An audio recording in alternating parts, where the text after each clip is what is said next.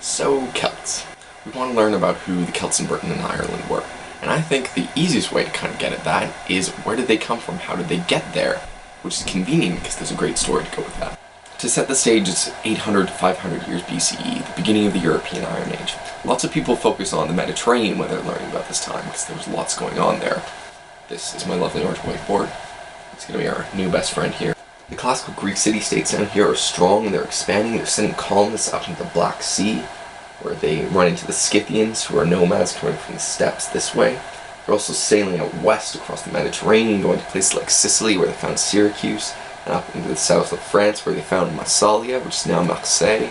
Phoenicians from the Levant over here, who gave the world the first phonetic alphabet, are setting up colonies along the south side of the Mediterranean, like northern Africa here, where they found Carthage and Sardinia, and even going out to the Atlantic coast of the Iberian Peninsula and Morocco past the Straits of Gibraltar.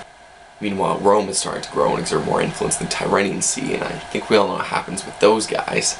So like I said, there's a lot going on down there. There's people moving around and trading, they're becoming powerful, building states, eventually going to war. The Mediterranean was doing great. Now, if you were to ask one of those Greeks or Romans what was going on, say, to the north of them, they would have said, oh, it's a backwater, it's full of savages, there be barbarians. That or some combination of dragons, giants, and or other monsters. Never forget there was a period of time when Greeks debated whether people were lying when they said Britain wasn't full of half-human, half-animal beasts. If they'd gone up into Central Europe more, they would have found a lively, productive area on the other side of the Alps from France to western Hungary.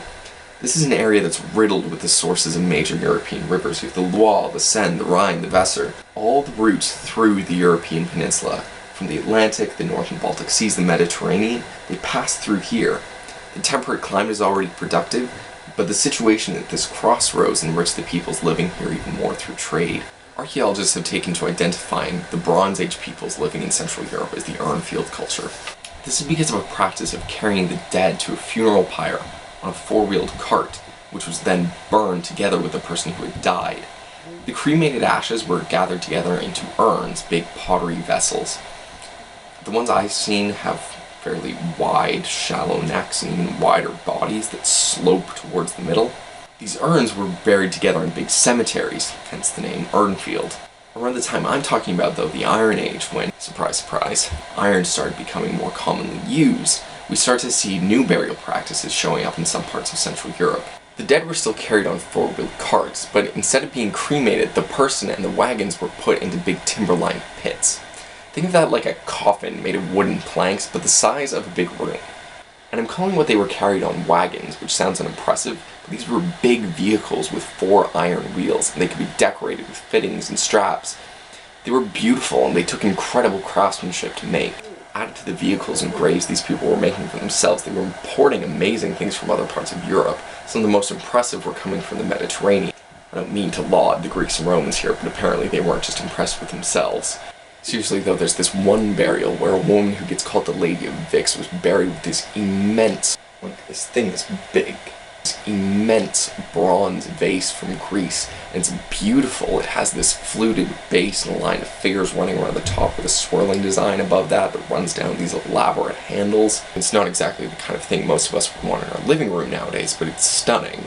It is kind of easy to look at something like that and think, oh, this place was a backwater because they had to get these things from the Mediterranean. They obviously wanted to be like the Greeks or the Romans. Importing things like that is a very human practice, though, that you see all over. People like possessing exotic luxuries, and being able to get your hands on them is a way of earning respect and showing off your wealth. For these people to be importing things like that great big vase and then mustering the labor to get themselves buried with it after they've died, they had to be pretty special and powerful. Archaeologists have interpreted these as the burials of an emergent class of elites controlling people and territories sort of around this area of Central Europe. These chiefdoms don't seem to last for long, because the archaeology only looks the same for maybe the span of a few generations. What seems to have happened, though, is that people living sort of around the territories the Hallstatt chiefdoms were controlling were able to cut the Hallstatt elites off from the trade routes and take control of the goods moving through Central Europe and set up their own power centers in this peripheral area. Or so one idea goes. This newly oriented culture gets called the Latin culture. La ten like that. And it gets associated with increased use of iron and really beautiful artwork that I will tell you guys about in the weeks to come. At this point, though, you're quite probably thinking, hey, this guy said he was going to talk about Celts in Britain and Ireland. What's the deal with all this stuff he's saying about Hallstatt and Latin in Central Europe? Well, the reason is that these Latin barbarians in the not very nice Mediterranean vernacular of the time are the peoples that classical writers like Herodotus and Livy and Julius Caesar start identifying for us as Celts. Why were these Greeks and Romans writing about Celts? Well, because around the beginning of the 3rd century BCE, the Celts started invading. Around the same time that we start seeing a lot of weapons showing up in Latin men's graves, the Romans and Greeks start finding armies of Celts wandering across Europe. They make their way across the Alps down into the Po Valley around places like what's now Milan, where they beat an Etruscan army on the way. They go down here, and yes, up into Britain and Ireland. They also go east this way, out into like Slovakia, and down this way through Serbia. It gets far down to Greece as Delphi, which is pretty famous if you remember your Greek stories about the Pythian oracle of Apollo. Some of them wind up over here in what's now Turkey. They get called the Galatians there.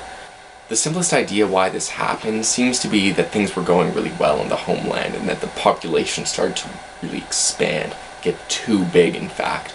And so the Celts had to migrate, conquer new lands to provide for themselves. This seems to fit with the changes seen in the settlement archaeology of the central Latin area at the time.